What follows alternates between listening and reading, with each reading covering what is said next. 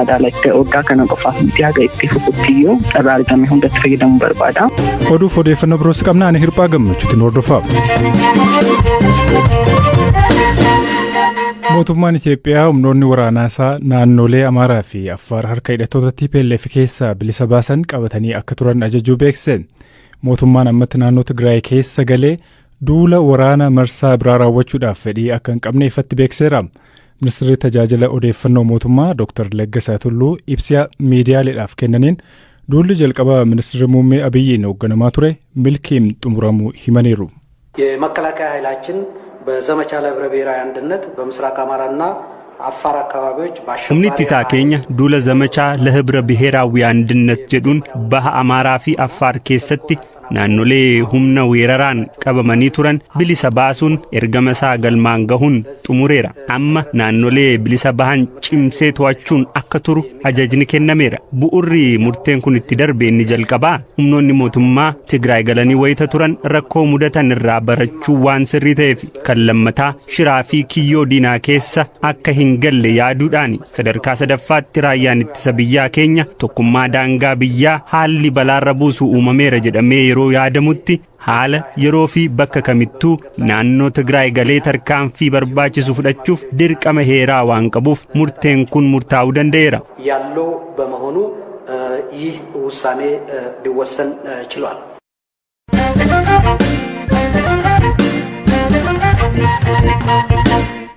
Gaanfa Afrikaatti ergamaan adda Ameerikaa Jeffrey Feltman waamicha dhukaasa dhaabuu TPLF hordofee mootummaan Itoophiyaas waamicha kanaaf deebii malu akka kennu darbees mariin siyaasaa akka eegaluuf fedha mootummaa isaanii akka ta'e beeksan.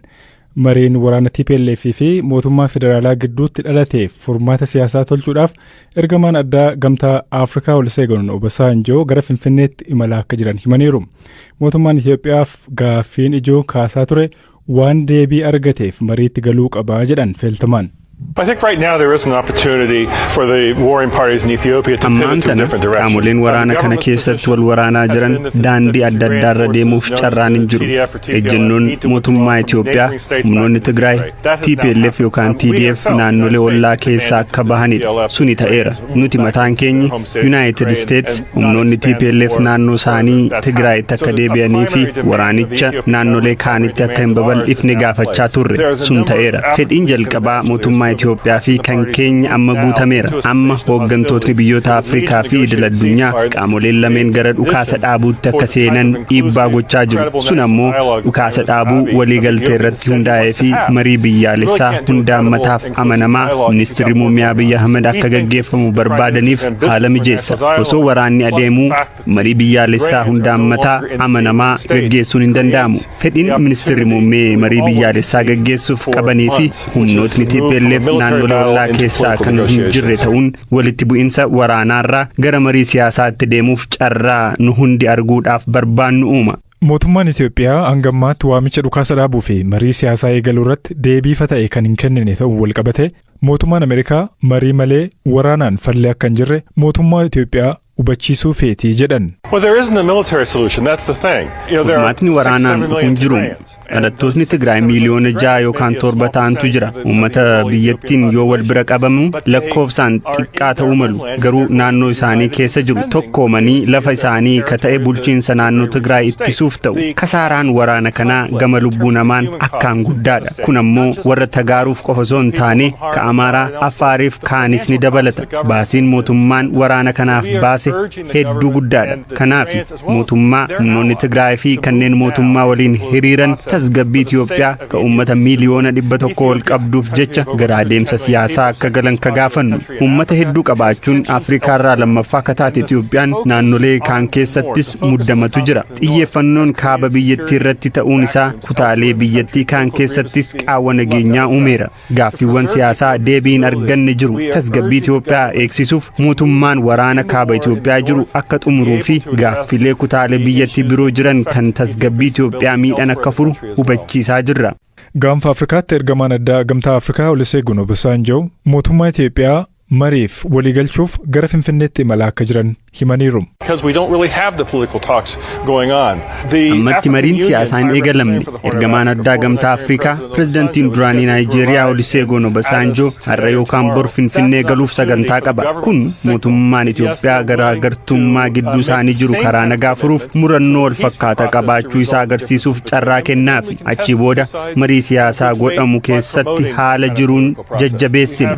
Gama warra Tigraayin murannoo barreeffamaan barreessaa olaanaaf dhiyaate qabna. Amma gama mootummaan eegaa jirra. Ergamaan addaa gaanfa Afrikaa marii siyaasaa waliigaltee dhukaasa dhaabuun gahu akka eegalan hayyama kennuu eegna.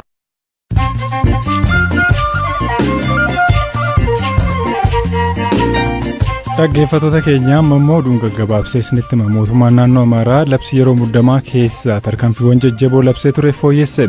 Hoogganaan biiroo koominikeeshinii naannichaa obbo Gizaachoo Mulunaa tarkaanfiiwwan fooyyeffaman keessaa tokko uggura yeroo sochii uummataatee jedhan.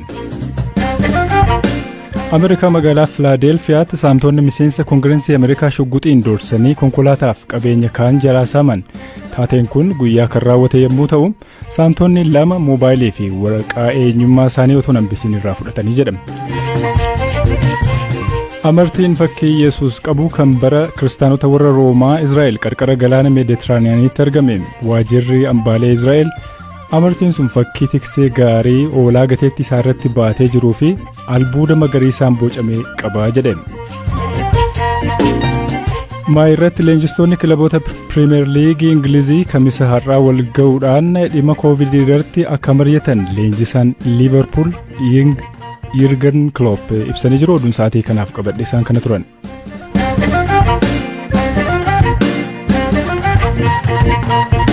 Gara qabiyyee sattaanutti yoo ceenu waggoota dhiyoonaas xiyyaaronni nama maleeyyii yookiin immoo diroononni dirree waraanaa keessatti hirmaachuudhaan madaala humnaa lolaa jijjiiraa akka jiran ogeeyyiin ni kaasu.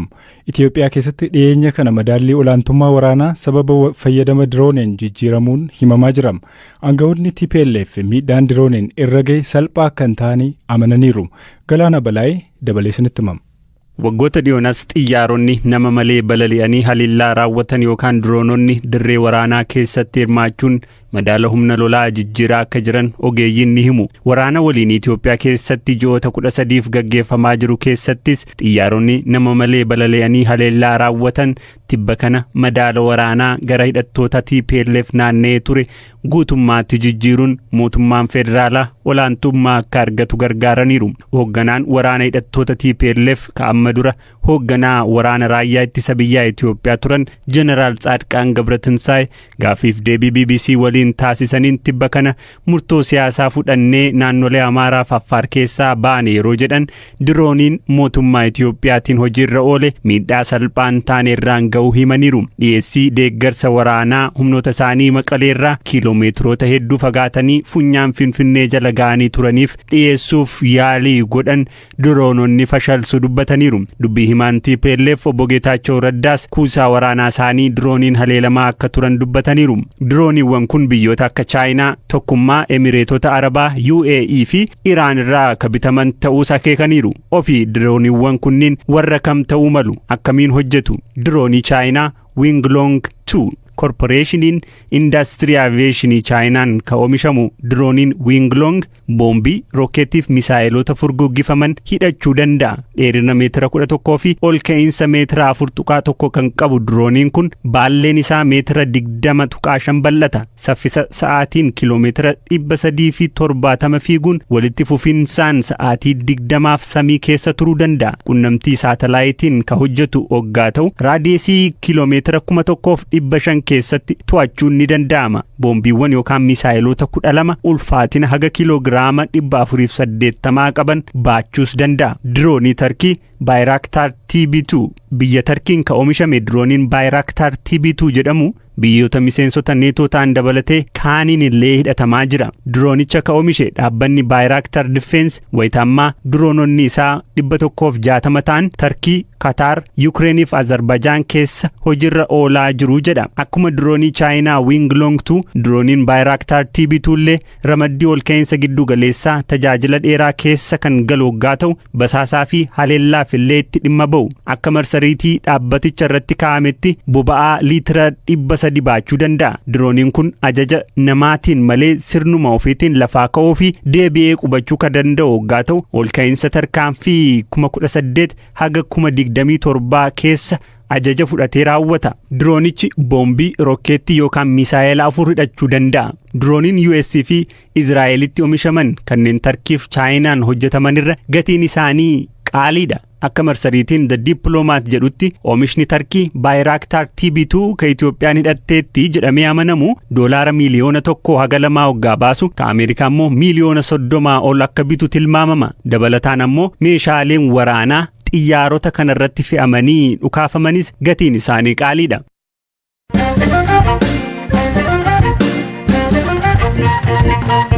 Qabii keenya ittaanuun Arsii Lixaa Dodolaatti dhalachuun Keeniyaatti guddachuu kan himtu shamarree Aliima Abdul Shakur dorgommii bareedinaa Koomishiniin Turizimii Oromiyaa fulbaana bara 2014 qopheesse injifachuun Miss Turizimii Oromiyaa taate. Miss Turizimii Oromiyaa dorgomee mo'achuun kiyya balbala carraa hedduunaaf banee jette. Waayilli koo maatii olaanaa dubbiseera. Dorgommii irratti hirmaadhee beeksisa sooshaal miidiyaa irratti argee dorgommuu qaba jedhee deemee dorgome. Ijoollee dorgommaa hedduutu ture, ijoollee baay'ee ciccimoo turan. Top nama 80 eegalle. San keessaa nama top 20 kaafii sharaatan deemee dorgomnee eegas immoo namni kamiyyuu yeroo waa dorgomuuf deemu injifadhee deemame. Injifadhee deemee injifadhee jechuudha. Wanni hojjettu maali egaa taayitilii kana injifattee as? Sagantaa kana isa qopheesse Oromiyaa Turizim Koomishiniidha. Ambaasaadara isaanii waggaa tokkooti jechuudha. Kana jechuun hojii beeksisa isaaniitiin wal qabatee fi hojii Oromiyaa beeksisuu irratti hojjechaatiin jira. Oromiyaa Turizimii Koomishinii wajjin ta'uudhaan kan akka Afrikaa Fashion Reception biyyoota Afrikaa guutuurraa kan dhufan waa'ee faashinii irra wal qabatee, turizimii irra wal qabatee akkasumas ammoo Afrikaan Celebrate kan torbaan tokkoof ture Finfinnee keessatti isarratti hirmaataatiin turre. Kabira ammoo Baalees deemaa turre, Dirreedaawaas deemaa turre, dhiyoo kana ammoo gaara Ereer deemneetiin turre. Iddoowwan hawwataa turizimii ta'an karaa saniin beeksisuutti jira jechuudha. Taarikuun amma beeksisa hojii gahee hojii ati argattee hojjechaa jirtudha jennee ilaalla. Gara jireenya dhuunfaa keetti yoo deebinee Miss Turizimii Oromiyaa ta'uu keetiin bu'aa kana argadheera carraan kun kana na uume waan jettu maali? Tokkoffaa akkuma beekamtiidha. Isiin ebaluu ka jedhu osoo hin taane haamileen namni sii kennu waan footstep tokko akka fuuldura deemtu si godha. Lammaffaa ammoo namoota wal barattaa bakka guddaa ooltaa neetworkii uumtutu waan guddaa ta'eetiin amana beekamtii caalaallee. Dorgomtee immoo injifachuun hiika akkamii qaba? Tarii waan kun baay'ee baratamaa waan hin taaneef naannoo keenyatti. Sirriidha. Waan tokko injifachuuf maaltu nama gargaara jedheetiin amana. Parsantiin 50 waan hundaatu is confidence ofitti amanamummaa yoo jiraate namni kamiyyuu waan kamiyyuu godhuu hin danda'a. Lammaffaan ammoo hin danda'a eega jettee waan san gara hojiitti jijjiirudha. Karoorri kee gara fuulduraa maali? Gama turizimiitiin yookaan immoo Miss taatee dorgommii biraas ta'uu danda'a. Gama kanaan galmeen qabu tokkoffaa isteejii argame kam irrattiyyuu turizimii Oromiyaa beeksisuu barbaada. Waggaa kana qofaaf miti haga itti fufuttiyyuu carraa argame hundatti fayyadamuu barbaada. Kan lammataa ammoo kan adeemsaan waa yeroon fiduu wajjin laalleetiin deemnu jechuudha. Tole. Miss Turizimii Oromiyaa taatee erga filatamtee booda maatii keetirraa hiriyoota keetirraa ta'uu danda'a. Reakshinii akkamii argatte? Maal siin jedhan? Reakshinii gaariitu ture. Gama hundaaniyyuu maatiinis ta'ee uummatarraas ta'ee waan gaariitu ture. Maaliif yoo jette waan Oromiyaan qabdu beeksisuudha beezikalii hojiin kuni. Ani BSc Nursing waggaa 4ffaa barana eebbifama. Waluma dandeessaatuma deemuu jira. Sagantaa keenya irraa kanumaan goolabnaa Galaanaa Balaayee qophicha qopheesseera. Hirphaa Gammachuu isiniifan dhiyeesse. Odeeffannoo dabalataa argachuuf gara marsariitii keenyaa deemuu dandeessanii waan nu caqastaniif galata guddaa qabdu. Iddoo nagaa bulaa.